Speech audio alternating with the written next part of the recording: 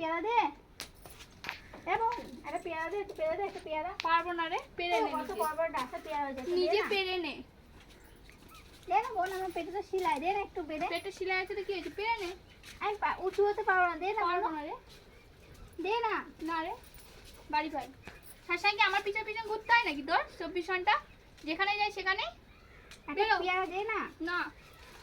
একটা দে, একটা। না রে, আমি দিতে পারবো না। বাড়ি যা, বাড়ি যা।